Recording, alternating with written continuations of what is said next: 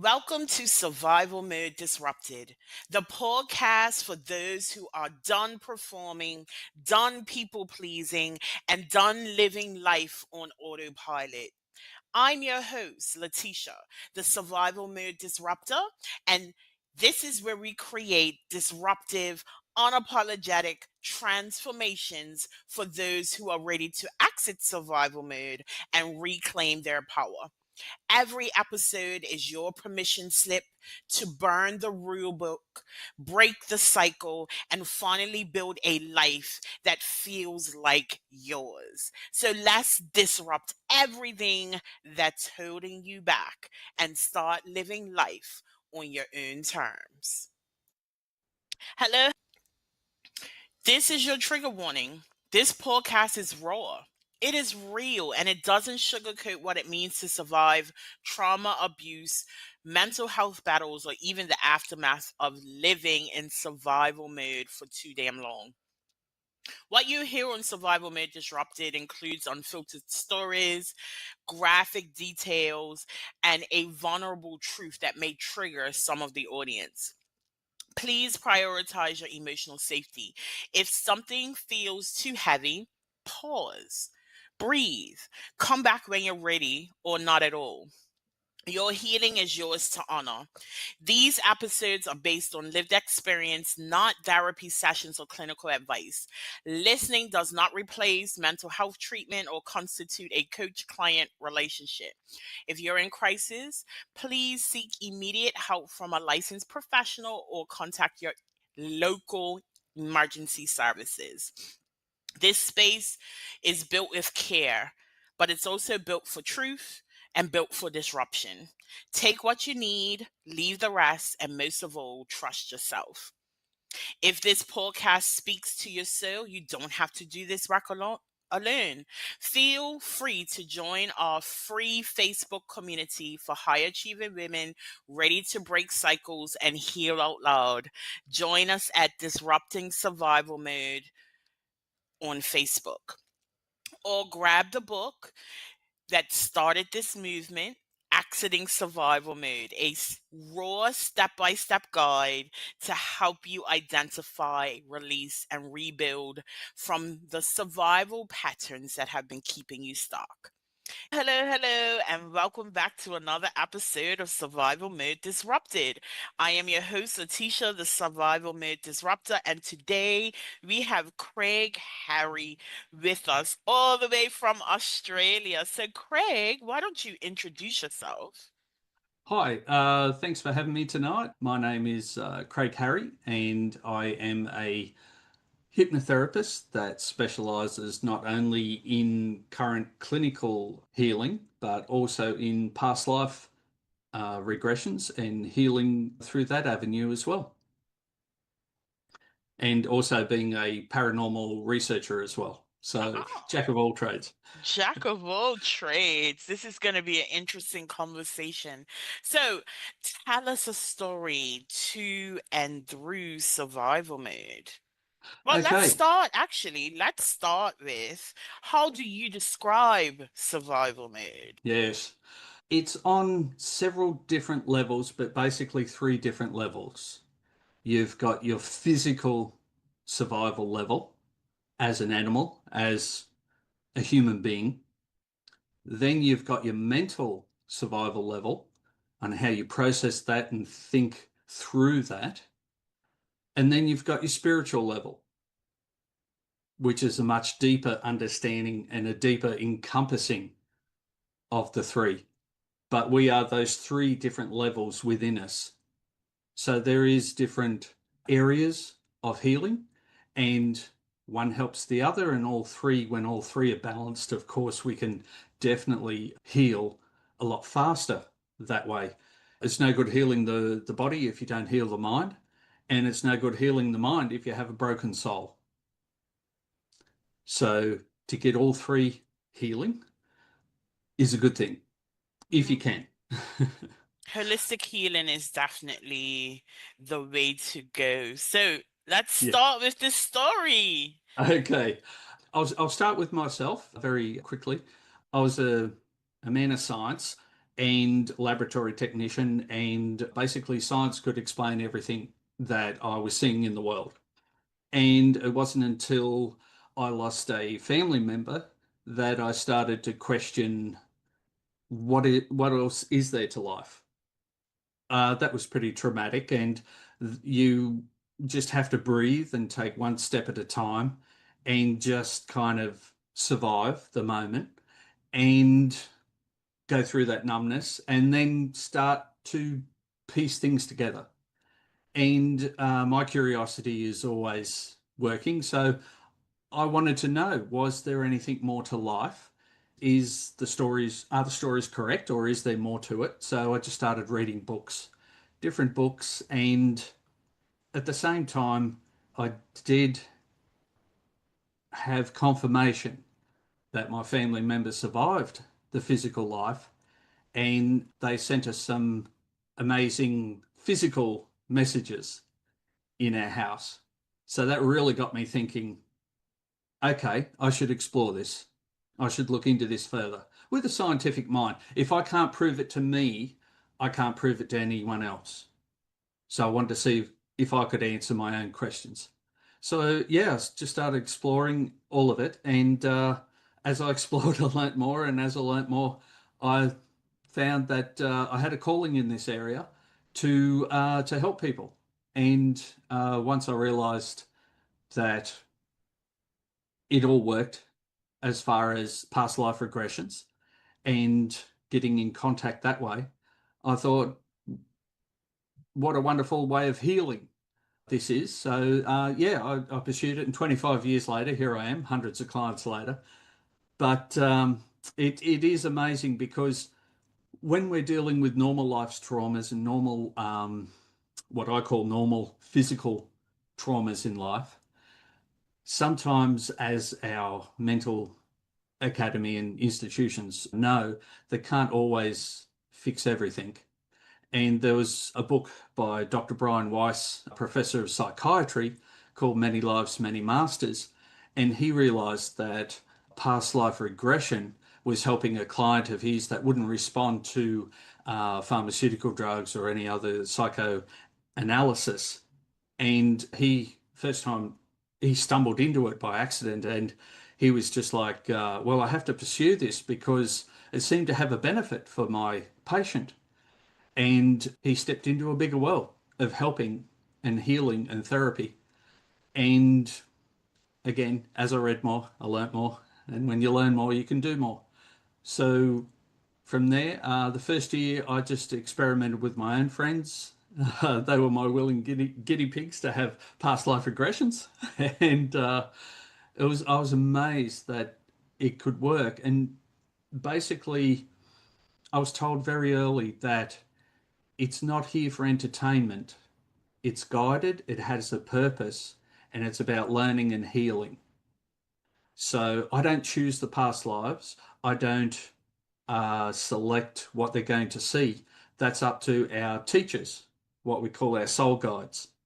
So if we've had 100 past lives, they will select maybe only three that will be relevant to the life you're living and what you're going through at this moment and what will help the most and heal the most. So I'm always amazed with their wisdom and understanding, and they know us like our grandparents. They know us inside and out, and their unconditional love is amazing. And some of the healing episodes we've had have been amazing too. And it does link into how we are in our current world, and we can bring fears and phobias over from past lives that won't have any source in our present life. So by expanding this new area, we can really help to encompass what needs to be healed, abreaction at least. By finding the information, we can identify it, and then we can process it, and then we can heal. If you don't know where the event was or what happened in that event, then you can't digest it and process it, and then you can't release and heal from there. So when people have fears and phobias, say a person has a phobia about being bitten by a dog, and they've had it ever since they were small and everything. And they asked their parents, were they ever bitten by a dog? And they said, no, no, I don't know where they got this fear from. It's never happened in their childhood. And then we do a past life regression, and it turns out in a previous life, they might have been killed by a pack of wolves. So that definitely gives them the information they're looking for. The subconscious and the conscious mind are able to link that information and then process it and heal it from there. It's always amazing how the subconscious can link information together, and that affects our present world and even memories.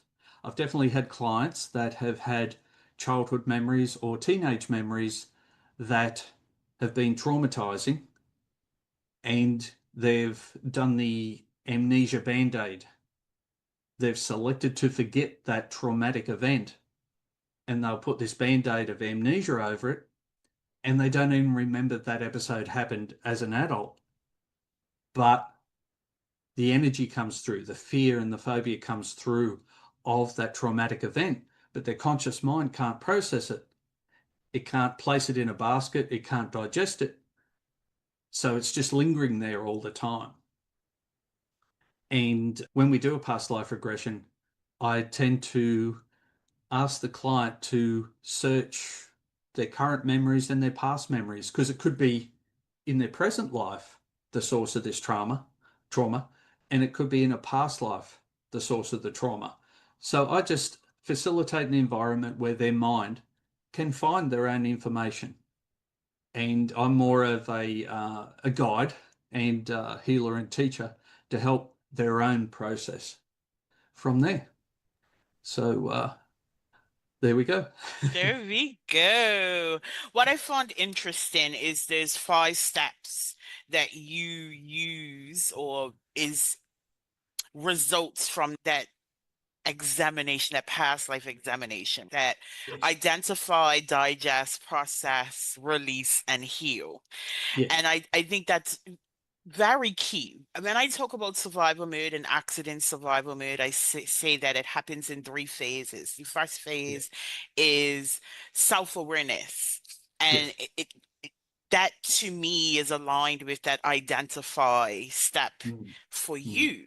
It's really uncovering, like getting clarity on what's impacting you, what's impacting your life, and the source of that, right? And I often talk about you can't change what you cannot see.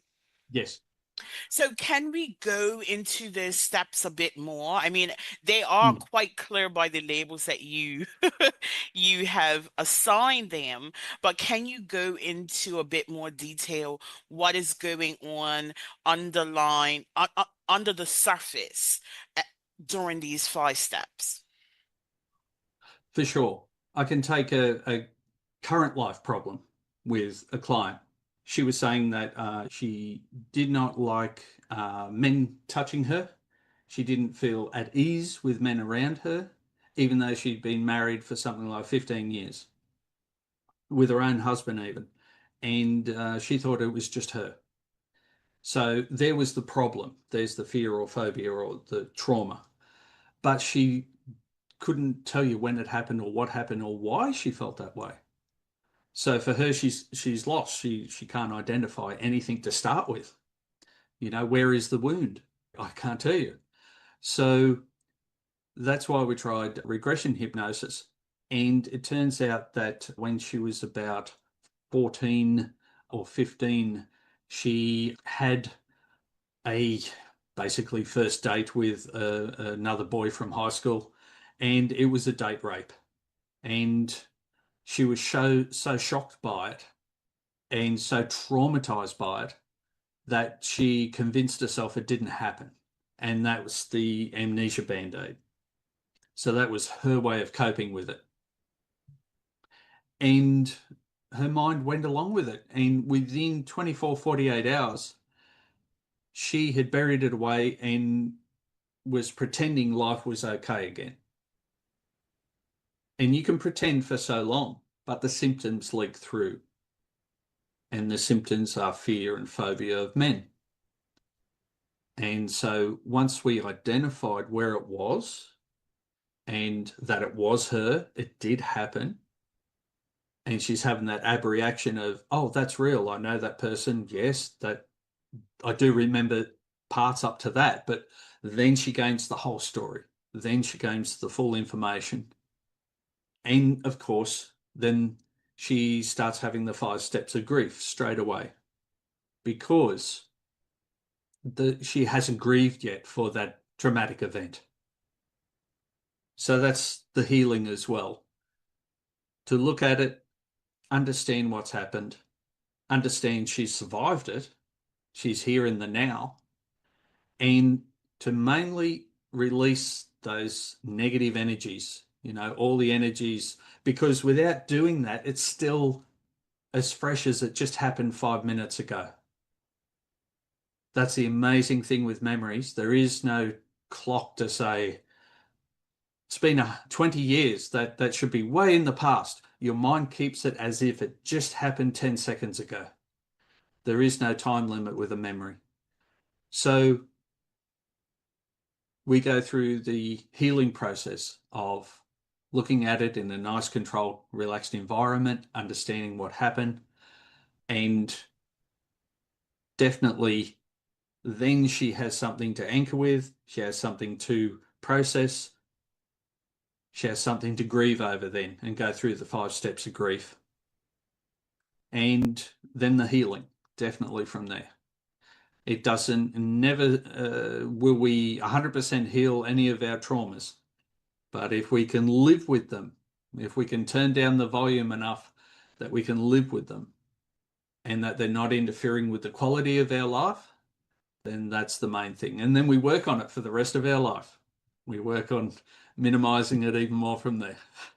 Yes, I agree with you 100% that we do not 100% heal from our traumas. Some No. people think that there is this destination of healed and all of a sudden life gets back to normal. But we as humans, as physical, mental, and spiritual beings, we hold Yes. on to these memories, and no matter how hard we work on it, triggers still exist, right? Yes. And I often say, as someone who has spent decades healing, Yes. it's always that next level that awakens you to elements of your life that still need work, Yes. which is why the healing process is a journey.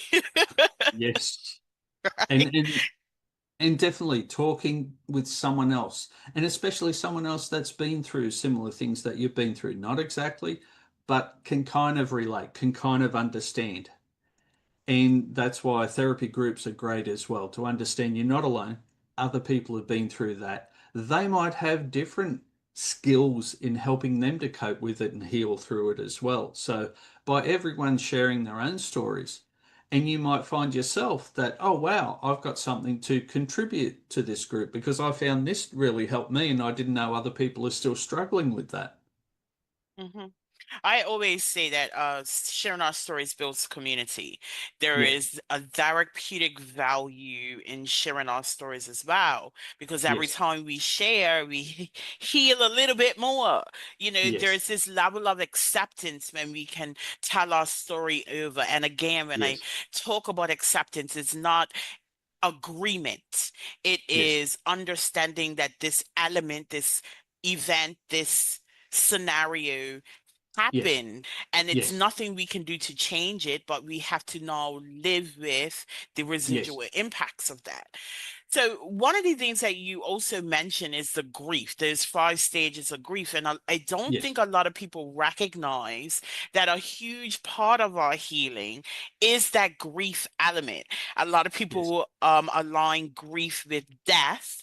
Yes. And oftentimes we are killing a part of ourselves so that we can grow beyond it. Yes. Actually, my memoir, which is not released yet, is called The Death of Me, Right. because I recognized that I had to grieve who I became in Yes. order to survive so that I can move forward. So, for the audience, can you break down the 5 steps of grief and how that relates to Sure. trauma and healing? Sure, definitely. And in saying that with the grief, I mean that it can be normal things in life that we are injured over and that we have to grieve over that we've lost. And it could be a relationship, that didn't work, a marriage. It can be a career.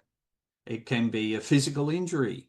It can be just traumatic things that happen in life that we have to process. And the 5 steps is definitely denial is the first one.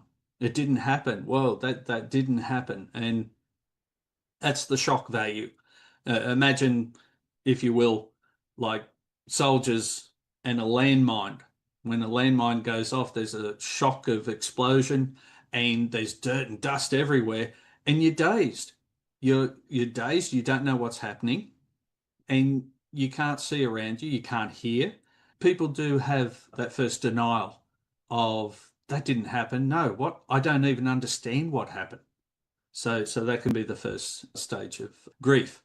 And then once we start to understand what's happened, then we have anger because how dare this happen to me, or why did that person, or why did this happen? And this has hurt me. So I'm angry. This hurt me. I wasn't hurting anyone else, but this has hurt me. So anger, definitely. And then some people just get stuck on anger and they're there for a long time and they can be there for life. So that's a big hill, anger. Then you can have negotiation. What if I'd done this? What if I'd done that? If only this person had done that. We want to see an escape door somewhere, an exit door, that this has happened. And, if only there's an exit I can use to get out of here because I don't want to be here. So that's negotiation. And then you finally go, oh, wow, I can't get out of this. So then you're getting close to accepting what's happened. But then you go into depression because you realize you've been hurt. I can't negotiate my way out of this. And you're stuck with it. So depression is without hope, that you've been hurt and there's no hope of getting away from it. And then finally, yeah, the last one is acceptance. You accept what happened.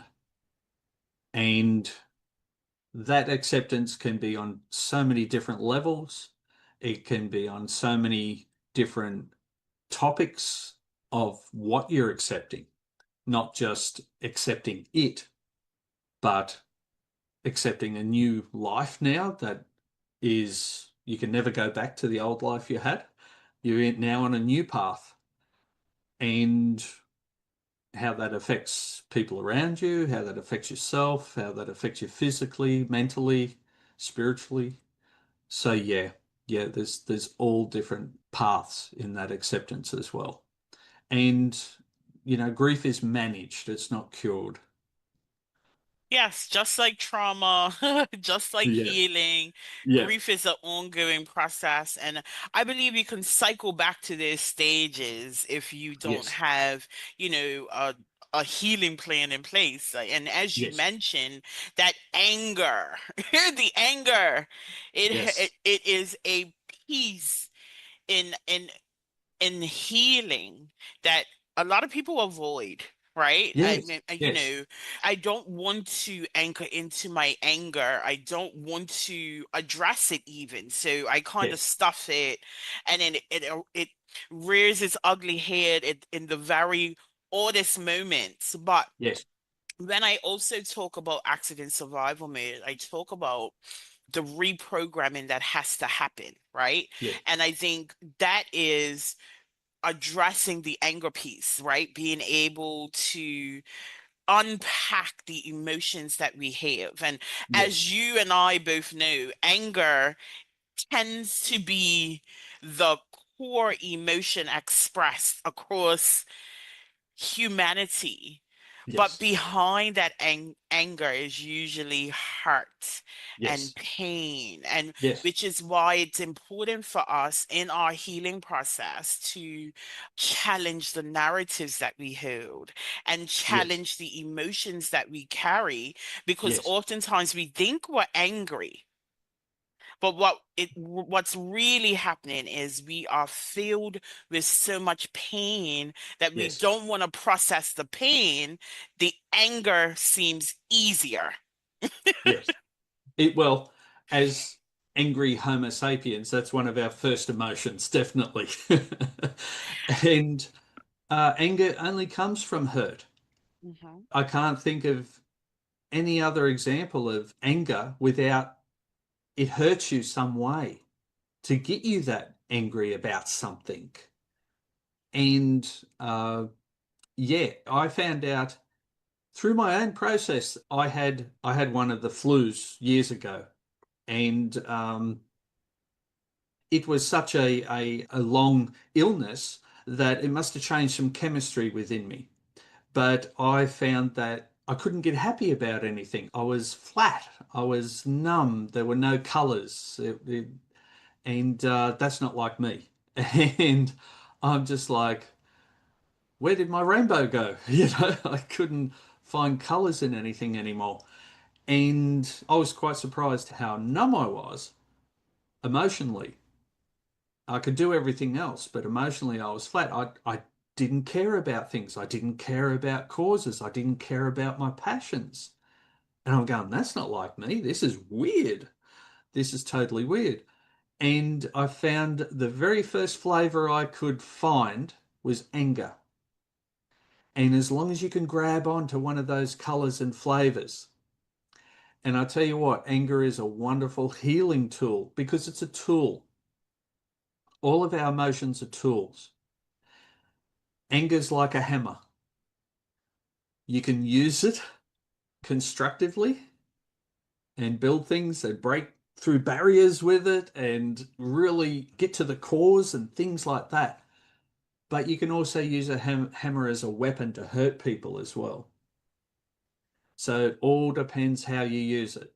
We can get Mhm. motivated and we can get angry at ourselves and go, right, I'm not going to let this fear control me anymore. I'm going to do this. And you can get really motivated to break through barriers because you're angry about where you are and you want to change it. So it's a great tool that way. But it's not good if you're taking your pain out on the ones you love with anger. That's destructive then. So yes, I always tell my clients that they have to get in touch with their emotions. And one of the first steps is anger. Get angry about something, scream at the wall, throw a blanket over the clothesline and hit it as hard as you can with a tennis racket. I don't care, whatever. Just let it out in a safe Mhm. way. Let that pain, let that hurt, let that anger out and get in touch with it. And some people are amazed with the walls and barriers they've built that they're holding that back and going, yes, anger's terrible. I shouldn't feel that. And that's part of the healing process. So, yeah, yeah, I love how you said anger is a tool. And in particularly when I work with clients, I always ask, have you gotten pissed off yet? Are you pissed off yet? yeah, And yeah, a lot of them are like, oh, no, I don't know. I yeah, want you to get so pissed off, because in that yes, anger, that's really change happens, right? It's yes, letting go, it's shedding that yes, past narrative, it's letting go, it's processing, like you said, like a yes, hammer, using it yes, to build the next step. yes. Yes. I And this is right that we're a human being and we have these emotions for a reason. And when we behave like a robot, you're only going to get a robot. We have to be human. We have to feel and we have to express with our emotions. And that is healing in itself, just expressing your emotions. So, Mhm. yes, yes, And definitely. that's such an important point, right? Because we are conditioned to pack our emotions away. We, Yes, you know, Yeah. You have to be even keel in society. That's what we society wants, and that's what it Yes. manufactures, right? And Yes. as a result, we have this society that doesn't know how to process emotions effectively, which is Yes. why they kind of get stuck in anger because, like, I don't know how to process this. No one's Yes. taught me how to process Yes. my emotions. And Yes. like you said, that's a huge part of it. But because Yeah. we don't know how to process it, we avoid it Yes. heavily without Yeah. recognizing that these emotions actually weigh us down, actually Yes. keep us stuck. And when we can put a name to how we feel, that's actually a great step in order for us to move ourselves forward.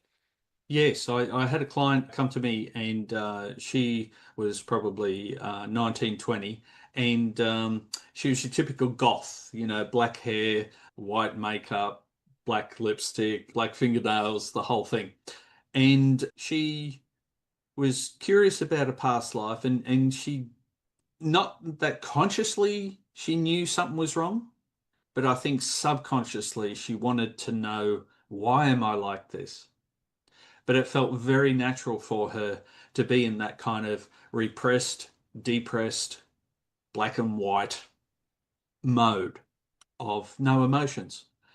And yeah, luckily I knew her mother, and her mother suggested, try a past life regression just for fun.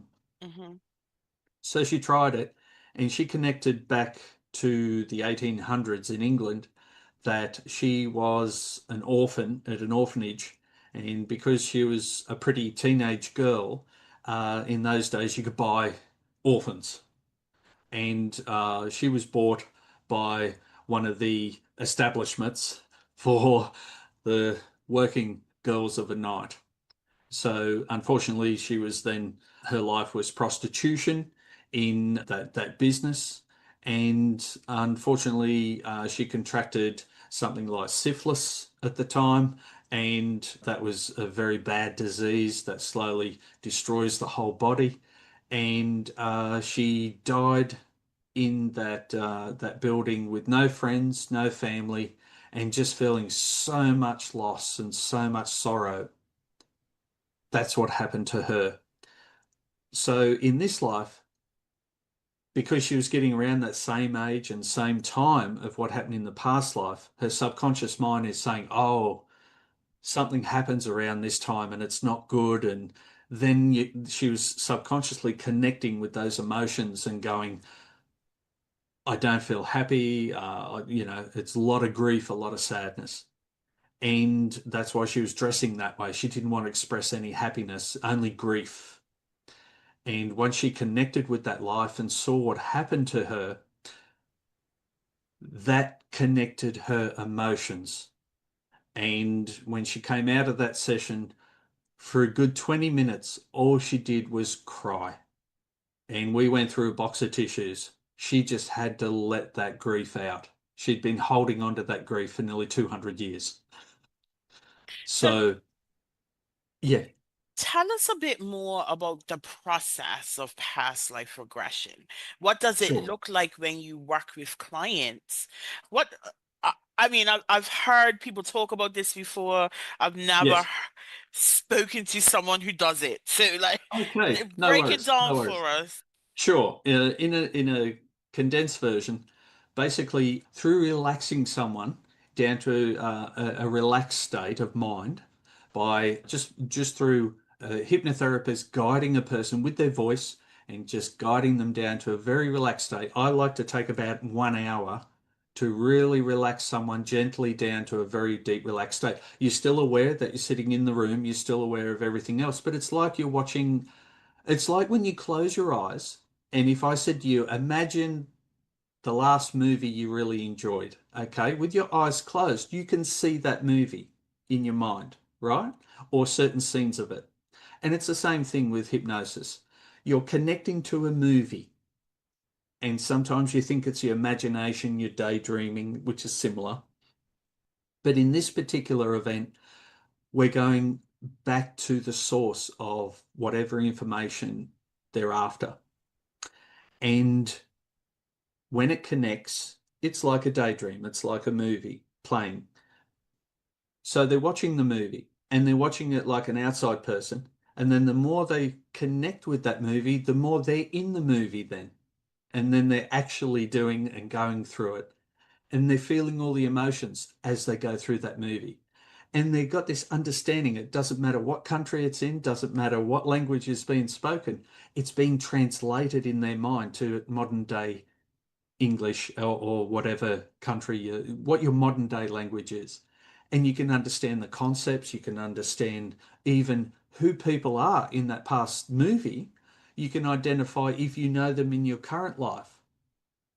So by looking at their eyes and their face, you'll go, I know this person. They're my current day sister or brother or best friend. So it's got an amazing connection as the more you explore this movie. And then you're gaining all this information, but it's your own information. It's your own book of life. It's just when we come into this life, we agree to a contract to forget. So you might have 500 past lives, or you might only have five. But when we're given the opportunity through our soul guides to say, hey, all right, here's this new life that you're going to have. You've asked for this and that and these lessons. We've arranged this. But the only thing you have to do is sign this contract to forget your past lives so that you'll think this is the first life you've ever had on earth. This is the only life you've had on earth. And you don't know how the system works or all the other knowledge that you've gained over those past lives. You'll have to learn all from the start, but you'll apply yourself honestly because you don't know any other lives. So that's the beauty of each life we forget. We apply ourselves genuinely. This is our very first life and we don't understand what's happening. So for a student, that's a great thing. But for our past traumas, it's not a great thing because then we can't connect with them. Precisely. So, Craig, I've really enjoyed this conversation. Can you tell us a bit more of how we can connect with you online? I do have a Facebook page, Universal Wisdom. So that's what I'm using at the moment. Mhm. And yeah, just I have an email connection from there. Yeah, just uh, just try that out. Okay, we'll put the information in the show notes. And before we wrap it all up, give us Yes. one key takeaway for the audience to action. Okay. Uh, we are an energy being inside our physical body, and we are immortal, and this energy cannot be destroyed. And we're one spark of the beautiful big sun of energy. Call that the supreme being, the creator, whatever name you want to give it. It's unconditional love. And we are all children of that unconditional love. And we're given physical lives to learn and to show our true colors through our lessons. Every life has its purpose if it can't be seen at the time. And love is the most important thing and how we learn that through our lessons. And yes, some lessons are tough and life is a test of the soul and it is a jungle down here. But Mhm. if we can show love to each other, that helps us get through our lessons. We're all students, we're all learning about all that unconditional love and how to express it, how to receive it as well, and how to make our world a better place. And it's a school. We're all learning our lessons through our school. And the main thing is not to destroy each other or the school, through hate and hurt and everything. That's the lessons for those souls. They're stuck in those lessons. But the people that can rise above it and find love and beauty in the world and help others, you're gaining your angel wings by doing that. I So you're love that. rising, you're rising above it. And I that's love what that. spirit wants to see, us learning and helping and rising above it. And to me, it really helps me to survive this crazy world, knowing that there is a purpose, a beautiful purpose behind it, and there's a beautiful reward behind it. And we're just lessons in this amazing school, but not to take negative energy off people, or to let anyone hurt you or take your light away from you. So it is a bit of an arm wrestle of, the light versus dark down here. And just find your light and let it grow within you and help it to grow in other people. I love that so much, Craig. Thank you so much for your time on Survival Mode Disrupted. Audience, listen, love. That's the answer. Thank you for catching another episode of Survival Mode Disrupted. And I just want to remind you, you were not built to break, but you damn sure were not built to just survive. Disrupt the cycle, reclaim your life, and thrive on your own terms. And I will see you next week. Once again, thank you for joining another episode of Survival Mode Disrupted, hosted by the Survival Mode Disruptor, Leticia. You didn't land here by accident. This conversation, it probably cracked something open on purpose, because survival mode isn't just a phase, it's a pattern, an identity, a prison masked as strength. But here's the truth: you're not broken, you're just unfinished. So if something stirred in you today, don't ignore it, don't numb it, move with it. And I want to once again invite you to join Disrupting Survival Mode, the Facebook community where healing is loud and messy and real. I also want to invite you to buy my book, The Survival Mode Exit Plan, because your breakthrough deserves a blueprint.